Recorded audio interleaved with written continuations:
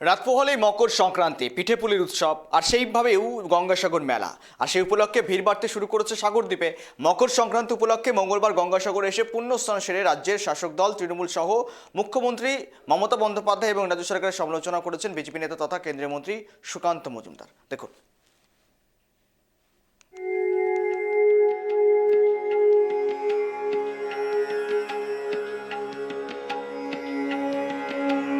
সাগরের জলেও এবার বাড়ছে নির্বাচনী উত্তাপ।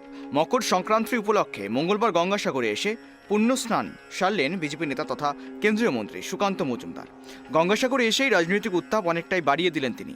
রাজ্যের শাসক দল তৃণমূল সহ মুখ্যমন্ত্রী মমতা বন্দ্যোপাধ্যায় এবং রাজ্য সরকারের সমালোচনা করতে ছাড়লেন না তিনি। বাংলায় অন্ধকার নেমে এসেছে। সংক্রান্তিতে পুণ্যস্নানের মধ্য দিয়ে রাতের অন্ধকার ছোট হবে, দিন বড় হবে। সরকারের বিদায়ের সঙ্গে সঙ্গে রাজ্যে আবার নতুন আলো ফুটবে বলেও মন্তব্য করছেন তিনি। দেখুন, আজকে থেকে রাত ছোট হয়ে দিন বড় হতে শুরু করে, ঠান্ডা চলে যায়, আস্তে আস্তে প্রকৃতি আবার স্বাভাবিক টেম্পারেচারে ফিরে আসে। আমরা ঈশ্বরের কাছে প্রার্থনা করি, সূর্যদেবের কাছে প্রার্থনা করি, মা গঙ্গার কাছে প্রার্থনা করি যে বাংলায় যে অন্ধকার যুগ চলছে, এই অন্ধকার যুগের এবার 26-এ পরিবর্তন হোক, আলো আসুক, সূর্যোদয় হোক, নতুন করে দিন বড় হোক, রাতটা ছোট হতে হতে একদম শেষ হয়ে যায়। গত কয়েক বছর ধরে রাজ্যের মুখ্যমন্ত্রী মমতা বন্দ্যোপাধ্যায় সহ শাসক দল অভিযোগ করে আসছে, কেন্দ্রের কাছে বারবার দাবি জানানো সত্ত্বেও গঙ্গাসাগর মেলাতে জাতীয় মেলার স্বীকৃতি দিচ্ছে না কেন্দ্র। এদিন সেই প্রসঙ্গেও মুখ্যমন্ত্রী মমতা বন্দ্যোপাধ্যায় এবং তৃণমূলের সর্বভারতীয় সাধারণ সম্পাদক অভিষেক বন্দ্যোপাধ্যায়কে কটাক্ষ করতে ছাড়েননি তিনি। সুকান্ত মজুমদার বলেন, সর্বত্র দুজনের মুখ দেখা যায়, মমতা বন্দ্যোপাধ্যায় এবং অভিষেক বন্দ্যোপাধ্যায়ের।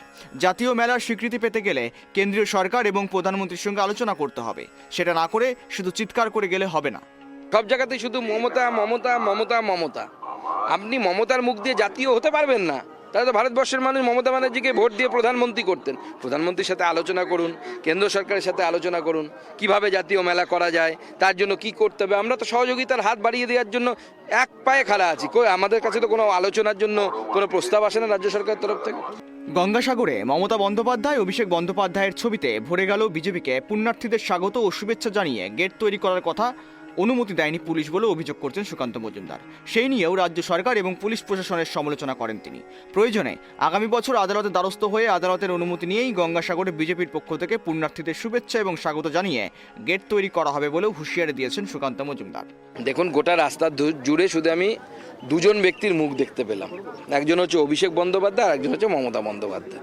কারো মুখ পশ্চিমবঙ্গে দেখা যাচ্ছে না, দুটো মুখ দেখা যাচ্ছে। আর আমাদের কর্মীরা যখন বলে যে আমরা একটা গেট করবো স্যার, ডিএম বলে না, আমি পারমিশন দিতে পারবো না। ভাবুন তো, অভিষেক বন্দ্যোপাধ্যায় যদি গেট করতে পারে, তো কেন্দ্রীয় মন্ত্রী হিসেবে আমি কেন গেট করতে পারবো না? হ্যাঁ, আমরা প্রত্যেকবার গেটের জন্য যোগাযোগ করি, কোনোবার দেওয়া হয় না। এবার ঠিক করেছি আমরা কোর্টে যাব। রাজ্য সরকার এবং পুলিশ প্রশাসনের পক্ষ থেকে দাবি করা হয়েছে, এবারের গঙ্গাসাগর মেলায় 1 জানুয়ারি থেকে 12 জানুয়ারি পর্যন্ত দুপুর 3টে পর্যন্ত 45 লাখ পুণ্যার্থী সাগরে পুণ্যস্নান এসেছেন। এদিন সেই নিয়েও কটাক্ষ করতে ছাড়েননি তিনি। বলা হচ্ছে 45 লক্ষ নাকি পুণ্যার্থী এসছে, অথচ 4টে জেটির মধ্যে একটা জেটি খোলা, 3টে জেটি বন্ধ আছে। তার হিসেবে পাওয়া যাচ্ছে এখনো পর্যন্ত মাত্র 30 থেকে 35 হাজার লোক টিকিট কেটে এসেছে। আমি জানতে চাই, যারা এই সমস্ত তথ্য দিচ্ছেন যে 45 লক্ষ লোক এসেছে, তাহলে বাদবাকি 44 লক্ষ 70 হাজার লোক, 30 হাজার যারা টিকিট কেটে এসেছেন তারা বাদ দিয়ে এরা কি শক্তিমানের মতো নদীর ওপার থেকে উড়ে উড়ে এসে এপারে এসেছেন না কিভাবে এসেছেন? এদিকে এসআইআরে মোহনবাগান কর্তা সৃঞ্জয় বসু, টুটু বসুর পরিবার সহ ক্রিকেটার মোহাম্মদ সামি এবং অন্যান্য নামী ব্যক্তিদের শুনানিতে ডাক পাওয়া নিয়েও মন্তব্য করতে ছাড়লেন না সুকান্ত। যাদের কোনো ডিসপিউট থাকবে তাদেরকে জানা হবে। মোহাম্মদ সামি নিয়ে বিতর্ক করার চেষ্টা করা হচ্ছে, ভারতবর্ষের ক্রিকেটার। আরে মোহাম্মদ সামি উত্তরপ্রদেশের লোক, উনি বাংলায় খেলতে এসেছিলেন রঞ্জি টিম, যেহেতু উত্তরপ্রদেশের টিমে চান্স পাচ্ছিলেন না। পরবর্তী সময় বাংলার রঞ্জি টিমে খেলে ভারতবর্ষের প্লেয়ার হন, ভালো প্লেয়ার, আমরা সম্মান করি।